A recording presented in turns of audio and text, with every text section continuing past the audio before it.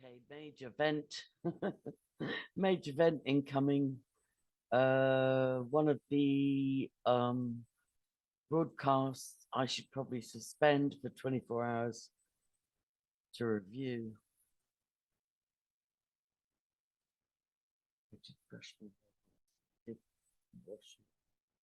Anyway, right. Okay. I'm gonna let off steam.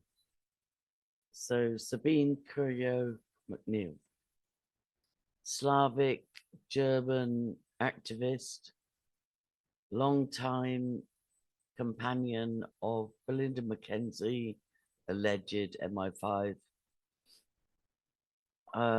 CERN employee, mathematical genius, Dresden survivor. Sabine McNeil, for whom I've championed, I have. And many like Abraham Christie and Ella Gariva and many others have said she's an agent, she's an asset, she's this, she's that. And I've stuck in her corner, but she's let me down. We were supposed to broadcast today at 2:00, and I'm so subject to codependence and people pleasing and seeing the best of it, the best in people, that even if Sabine suddenly came on stream now, I would probably listen to her excuses as to why she didn't show up. So I'm just going to try and spit some truth that I intended to. So it's possible, it's very possible. Right, I was the last one standing. Seemed that way anyway. Reporting on the Hampstead case after Sabine got jailed, Rupert got jailed, Alan Allenson got jailed, Jake Clark got sectioned, Debs Mahmoodier got cautioned and gagged, Belinda Mackenzie got allegedly told to take everything down internationally on threat of house raid, So I thought I was the last one standing. And the torture and persecution I've had to suffer for the last 8 years, and my children, has been horrendous. Like, I was going to share, I might just share it anyway. Right. I think this was a poison pen letter. I had great researchers, I had great help, right? And according to the researchers, this was 50 poison pen letters sent around my community by Shiva Burton, aka Sue Melrose. Right. And if it wasn't her, never mind, let's just find it. I'll show you.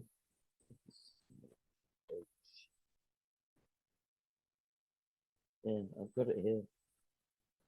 Because people came to me and said, oh my God, what is this? Like 50, approximately 50, these poison pen letters were sent out around Ireland, really, to my children's schools, to their soccer clubs, to the local Gardaí, to our family therapist who was scared shitless, right? To every newspaper I've ever published in as a journalist in Ireland, and so on and so forth. So I'm just, fortunately, a good local cop said, what the fuck is this? And a good neighbor said, what the fuck is this? But this amateur poison pen letter writing campaign was only part of the Lucian Greaves, John Kilrush, smear campaign. Wow. I've still got, Right, I'm going to show you all of this. John Kilrush. Now, David Shurter thinks that John Kilrush, the fake avatar, is Lucian Greaves, Doug Messner, Doug Masico. But I have to say, if you hear this, David, and you're doing amazing work lately, well done. But if you hear this, John Kilrush, according to my researchers who are amazing on the UK side of things, has a guitar shop in Brighton or somewhere, you know, not near Ricky Dearman, you know, or Sussex, like, you know, the counties. And they found a company called Kilrush Guitars. And a lot of these, sadly, a lot of these Satanists, Luciferian troll monsters, they're very gifted, like with music and whatever. So anyway, so on in Europe, we established John Kilrush as a different person from Doug Masico, about whom there's going to be a great expose tonight at midnight with Dana Dudar, Rotting Jewels on YouTube, exposing Lucian Greaves, you know, further exposing him as the face of the process church. Lucian Greaves has tortured me and my family at least since 2015. He did things right. Here's one. I'm going to show this. Right. This is Hampstead research. Poison pen letter. And I will read it into the record, but it was like, it was sent to my children's schools. It was sent to my local police. It was sent to our family therapist. It was sent to neighbors. It was sent to every newspaper I published in Ireland. It was sent to charities that I've donated to. It was utterly brutal, right? How's that happen? Right, so I'm just going to show. There were a few more things I wanted to expose. I wanted to say that possibly, and I'm going to name names now, Caroline Cottier, who now has another name, was married to a probable MI6 agent, son of an Iranian father and American or English mother. Sorry, Caroline. I'm done carrying your stuff. But anyway, allegedly, Caroline helped expose a huge paedophile ring in Europe. And I suspect that was do true, right? And Caroline was one of the early Hampstead activists, and she attended a lunch at Belinda's hub in Highgate. And Rupert, you know, CIA extraordinaire, sent in one, you know, came to film the lunch. And Carolyn and one other, I think it was Jockney Beth, like, don't put me on film. Oh no, my God. Oh, don't, you know, can't film me. Carolyn said it was because she'd exposed a paedophile ring previously and had death threats, and she and her son were living in terror in Luton. And Jockney Beth, I don't know what her excuse was, only I helped her get 30 grand compo in an Edinburgh court where she successfully prosecuted the headmaster of a children's home for abusing her, but she forgot to say that her whole family was Freemasonic and she'd also been abused by her parents and grandparents. So sorry, Beth, if you're still alive, and you enjoyed your 30 grand. I'm in a new phase where I am my brother's keeper, I am my sister's keeper, right? So let me try and stay focused with that. So back to that, right? So Carolyn Cottier, who had a husband living in Dubai or Saudi Arabia or somewhere, and convincing her to live in Luton with their son and telling her it was for her safety.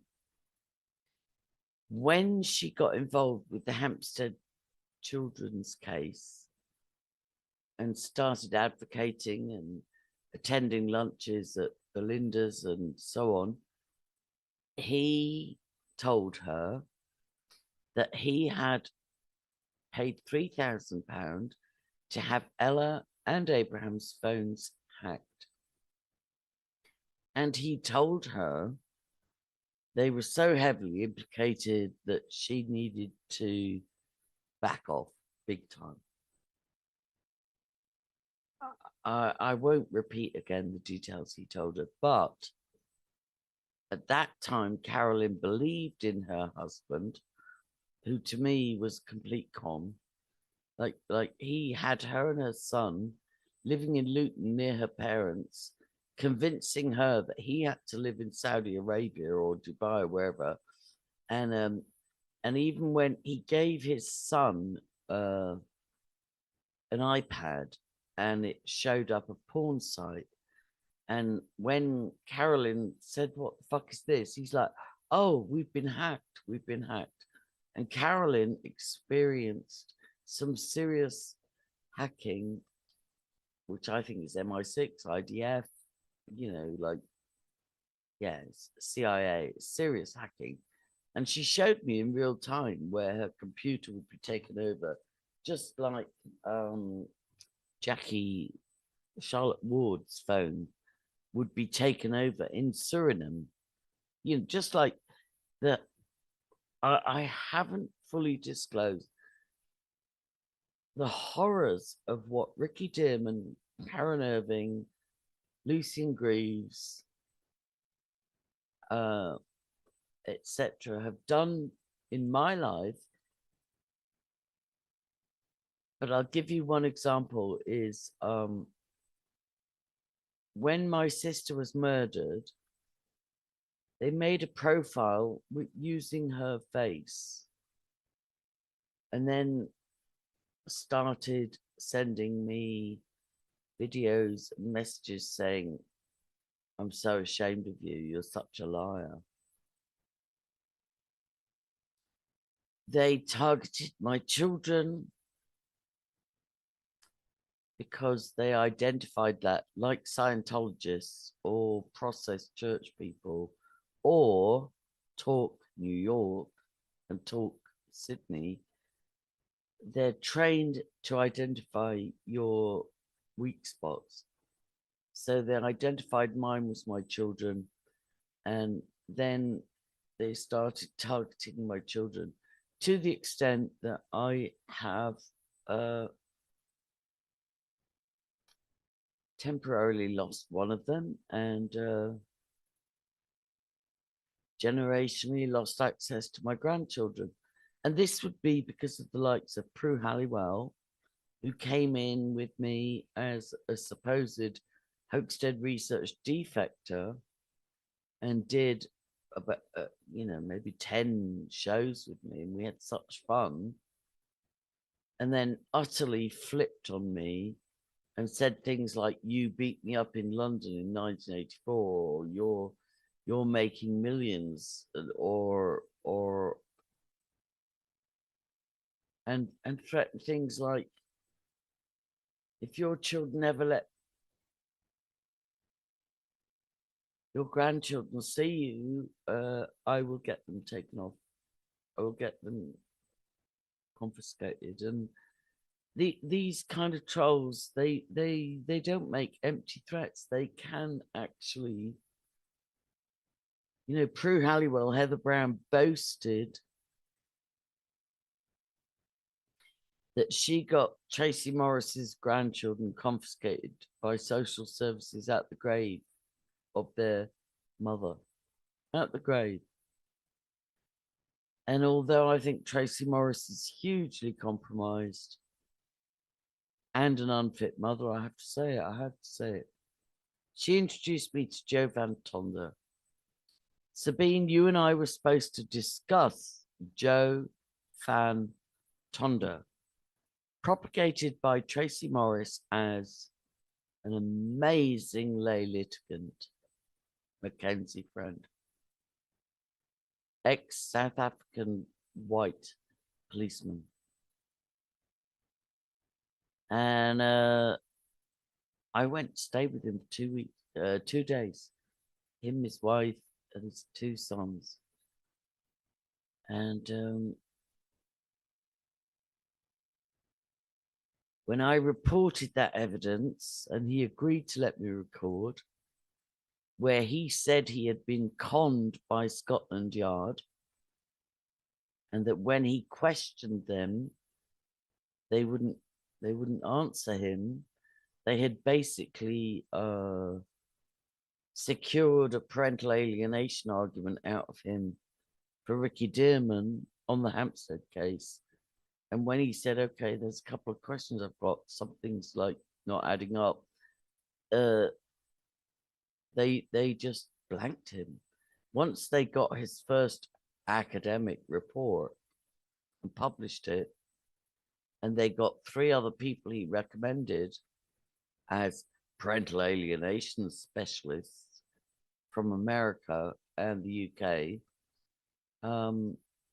they let him go. But even though Joe Van Tonder, with a 20-year younger second wife and a younger son who'd been taken for 9 months on suspicion of child abuse, Joe Van Tonder gave me permission to publish our discussions.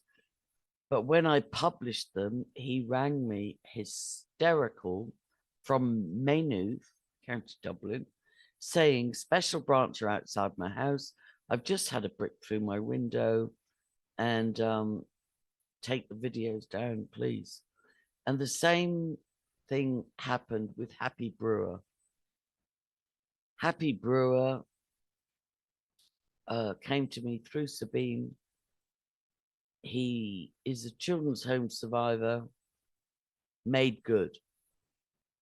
You know, dealt with his addictions, got sober, got successful, got commissions from the BBC and ITV and so on and so forth. Got a gorgeous second wife, trophy children, trophy house within viewing distance of Hampstead Christchurch, which was implicated by Elisa and Gabriel. And Happy Brewer had already had a documentary published about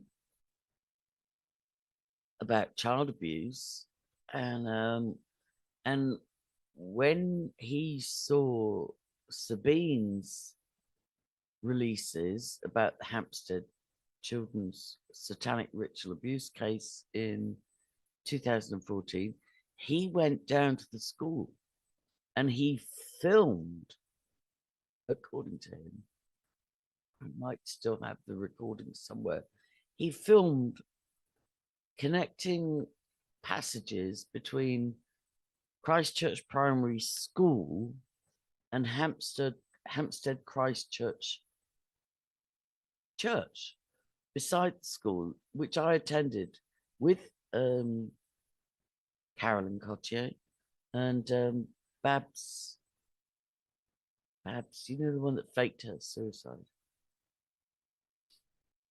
Anyway, Babs, Carolyn Cottier, myself, Christiane Sands, Neelu Berry, like, you know, we all went there.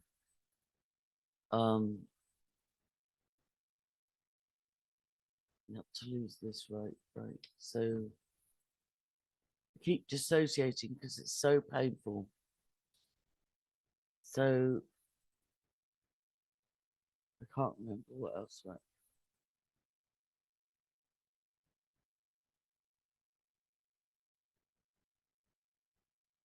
I wanted to pray with Sabine, Psalm 91. Right, so Carolyn Cottier told me that her likely MI6 husband had hacked Ella and Abraham's phones and found them to be also complicit. However, her husband never produced the evidence, and Jake might be saying since then they're divorced.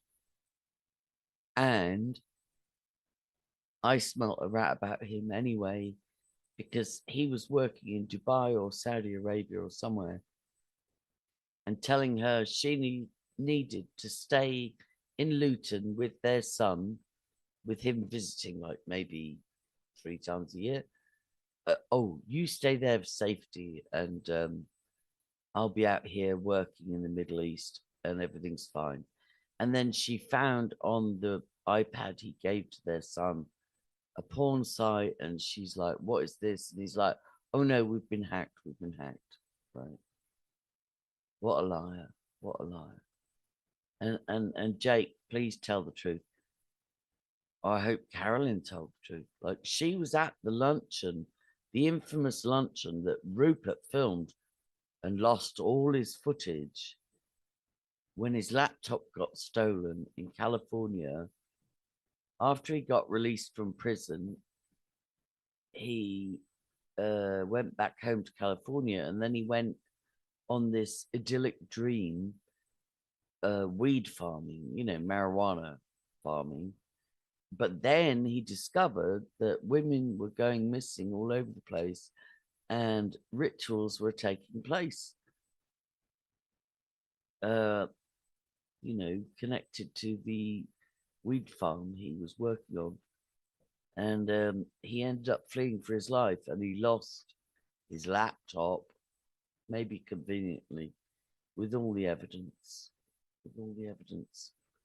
But if Rupert would tell the truth, aka Wilson, aka another sent in one, because I had a flashback nightmare last night.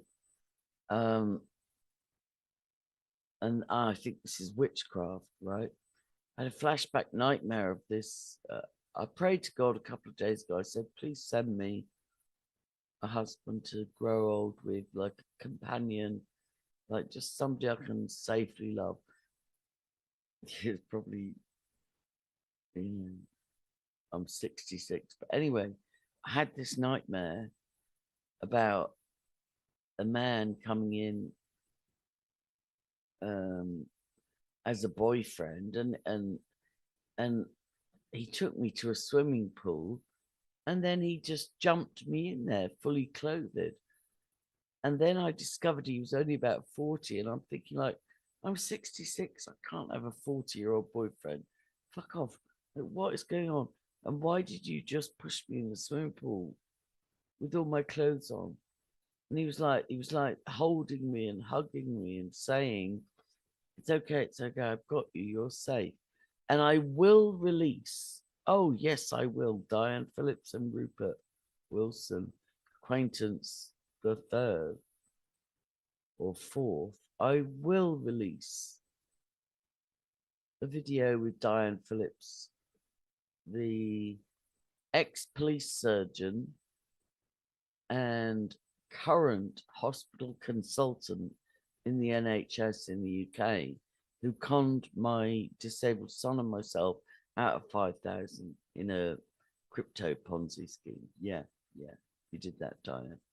So I'll release that video where I told you about Rupert coming to stay with me. I invited him for 2 weeks, and I had to throw him out after a month. He wouldn't leave.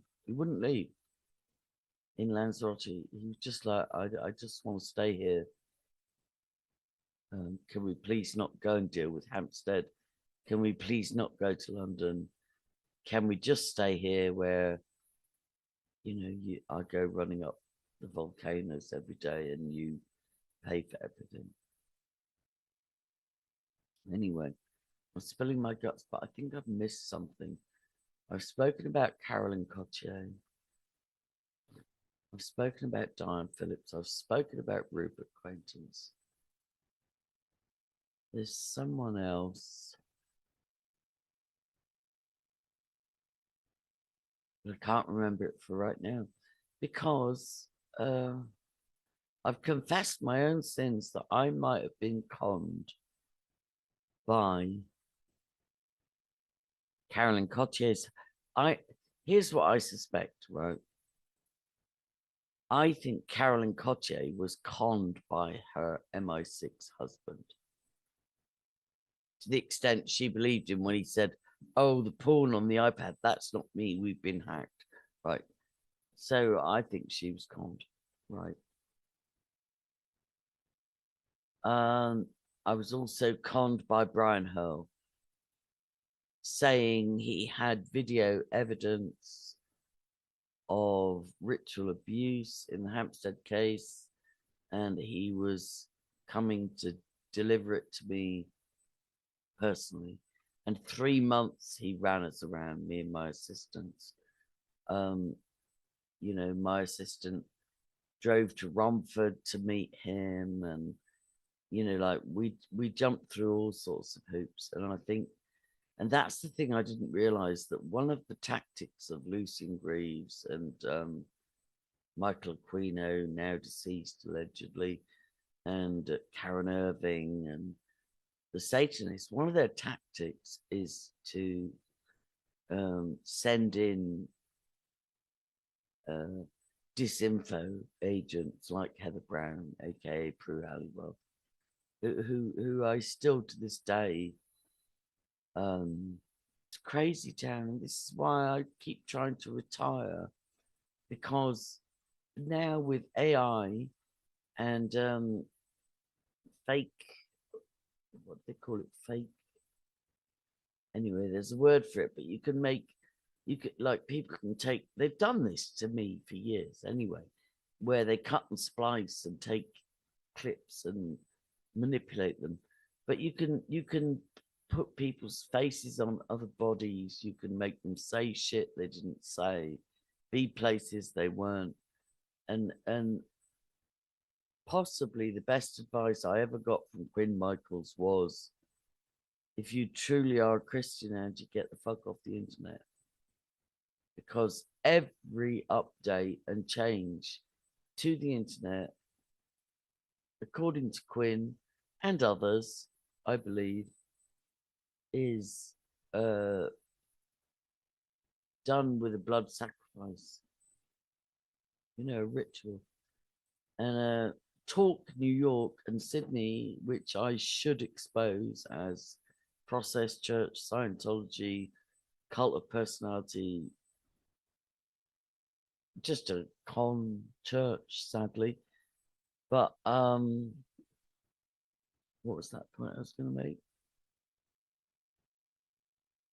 See, whenever I go to tell a big truth, it goes out my head. Anyway, Talk New York is connected to the Process Church, connected to Scientology. I need to disclose about Est and love bombing and auditing under the disguise of deliverance ministry. It's like when people love bomb you and say, "Oh, we'd like to give you free deliverance ministry counseling," they're really trying to get your dirt. They're really trying to get some dirt on you.